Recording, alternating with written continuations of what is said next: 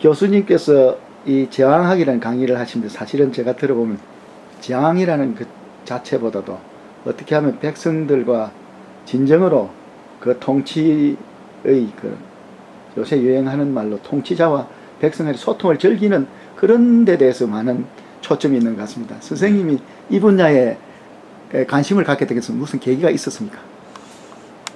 그래서 이 나라가 존재할 적에는 반드시 구심점이 있습니다. 그래서 그 구심점이 바로 국가운영 조직에 있어서 제왕이거든요. 옛날은 제왕이라고 그러고 지금은 대통령이라고 그러는데, 대통령이든 제왕이든 최고 지도자이면 틀림없단 말이죠. 근데 이제 지금 일부에서는 제왕하면은 독재자라든가 이렇게 나쁜 의미로 쓰는데, 대통령 하면 그렇게 안 본단 말이죠.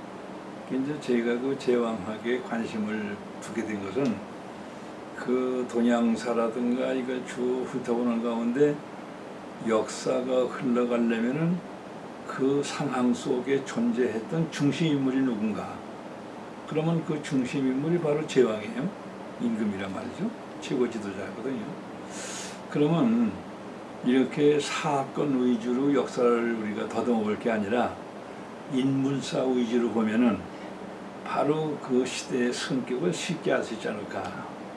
그래서 이제 그 인물사를 보기 시작했는데, 제일 먼저 봐야 될 것이 이제 제왕이기 때문에, 그래서 이제 그 제왕학이라고 할까, 거기에 이제 관심을 가지고 접근하기 시작했고, 그리고 또 하나 이제 우리들이 착각하고 있는 것은 뭐냐면은 저 킹메이커라고 하는 말을 가지고 많이들 의시돼요. 근데 킹메이커라는 말은 큰 의미가 없습니다. 백성들의 표 많이 얻으면 임금 되는 것인데 대통령 되는 거 아니겠어요? 문제는 킹 매니저가 중요해요. 그 대통령이 대통령 노릇을 잘 할 수 있게끔 그 여건이라든지 또 대통령의 그 철학적 지향점이라든지 통치 이념이라든지 뭐 이러한 것을 어떻게 펴갈 수 있느냐 하는 그 가이드라인을 잘 제시해 줄 수 있는 그런 연구를 통해서 최고 지도자를 보필해 줘야 훌륭한 임금이요 훌륭한 대통령이 되는 것이지, 역시 대통령이나 제왕도 똑같은 사람인데 천지전능할 수는 없는 거거든요. 그런 의미에서 본다고 하면은 바로 이 제왕학은 캐캐 묵은 옛말이라고 볼 필요가 없고, 왜냐하면 역사 속에는 미래만 없을 뿐이지 모든 것이 다 들어있으니까. 그래서 그걸 거울 삼아 본다고 한다면은 아마도 우리의 현실을 어렵게만 볼 게 아니라 어렵게 보여질수록에 지혜를 동원하기 위해서는 선현들은 어떻게 그런 어려움을 극복하는가, 이걸 참고로 찾아볼 수 있는 많은 자료가 그 제왕학 속에 담겨져 있습니다. 그래서 이제 제왕학을 하려면 당연히 그 중심인 영의정, 그러니까 지금의 국무총리죠.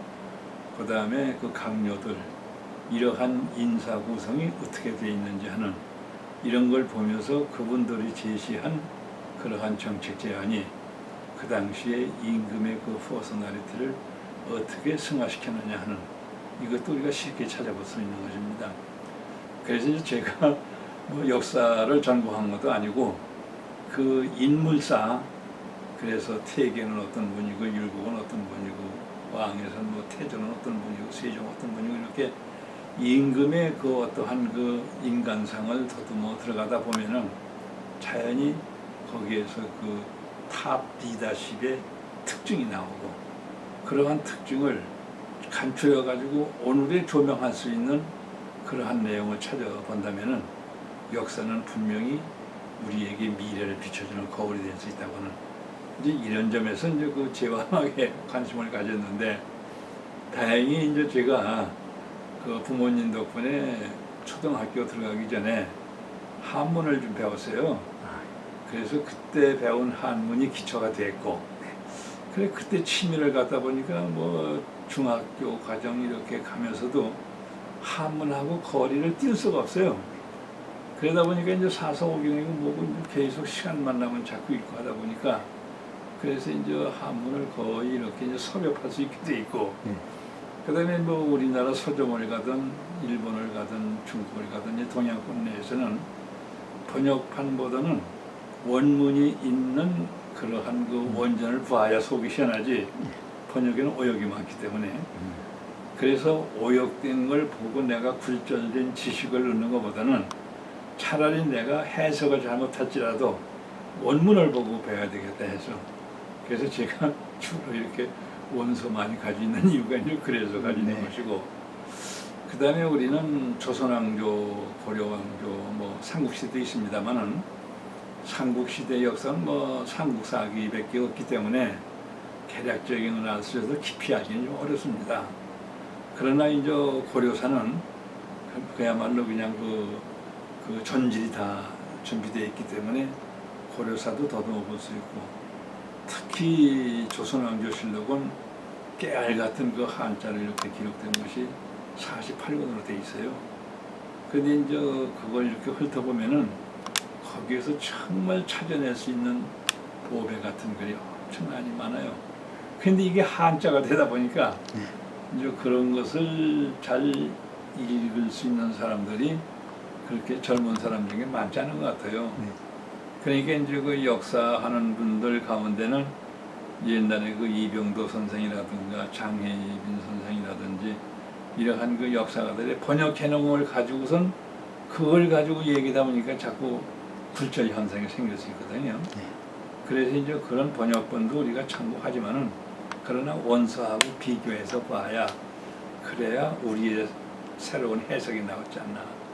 그래서 이제 그 원서를 보지 않으면 번역서만 봐가지고 전 좀 궁금증이 많아가지고, 그래서 이제 그 원서를 자꾸 보고 있습니다만은, 제가 이제 보는 원서 중에도 제 해석이 틀린 것도 많이 있을 수 있습니다. 그러나 원서는 틀림없는 원서이기 때문에 틀린 것은 다시 해석해보고, 또 잘 아시는 분에게 이제 물어본다든지 이렇게 하면 이제 바로 잡을 수 있는 가능성이 있기 때문에 이 굴절 현상이 도리어 적지 않을까, 이런 점에서 생각을 하고 있습니다. 그래서 제가 그 제왕학을 시작한 지가 벌써 8년이 넘습니다만은, 그동안에 매주 이렇게 한 번씩 제왕학을 하다 보니까, 그러니까 제왕학이라는 제목 가지고 지금 370회가 넘었어요. 과목 하나 가지고. 그래서 그걸 이렇게 많은 것만 해도 이 양이 상당히 많은데, 굉장히 많은 분들이 이것을 좀 출판하자고 하는 분들이 여기저기 있어요. 근데 그냥 출판하면 좀 어렵게 느껴지기 때문에 이걸 좀 풀어서 글을 써야 되거든요. 이제 풀어 쓰려니까 아직 시간이 그렇게 여유가 없어가지고, 그래서 이제 좀 시간을 가급적이면 아껴서라도 좀 풀어 쓰는 방법을 좀 다듬어 볼까, 이렇게 생각을 하고 있습니다. 그리고 이제 또 하나는 우리가 그 선현들의 뜻을 이해할 적에 선현들이 남겨놓은 시, 이것을 이해해야 돼요. 문장으로 길게 남겨놓은 것도 있지만은 그 제막한 시 한 수로서, 오원시는 그거 뭐 5글자가 시 한 구가 되잖아요. 그래서 이것이 절구가 되면은 20자고 사류를 되면은 그 5자씩 8개니까 40자밖에 안 되죠. 실언이로 할 것 되면 50여 자가 됩니다만은, 그래서 그 불과 50여 자 속에 담겨 있는 그 철학이 엄청난 시사성을 줍니다. 그래서 참 예를 들면 그 열성어제와 같이 그 임금님들이 직접 쓰고 직접 써서 남겨놓은 그 책인데, 그걸 보면은 장고 세종대왕 같은 분은 꿈에도 백성들을 생각하시느라고 꿈속에서 글을 지었어요. 그걸 몽중작이라고 합니다. 거기에서 바로 비가 와가지고 백성들이 가뭄에 허덕이지 않게 되었다는 뭐 이러한 내용의 시를 짓고 한 거 보면은, 그러니까 옛날에 그 성근일수록에 자나깨나 백성들을 걱정했다고 하는 것을 알 수 있고, 또 하나는 백성들을 우민이라고 그래요. 어리석으로 자 백성민자. 그래서 그 한글 반포문에서도 우민이 유소요건하여도 어리석은 백성들이 말하고 싶은 거 있어도 중국의 글과 어음이 다르기 때문에 글 표현을 못하고 있다. 그래서 이 한글을 제작하노라 이제 이런데 그 음이라고만 쓰는데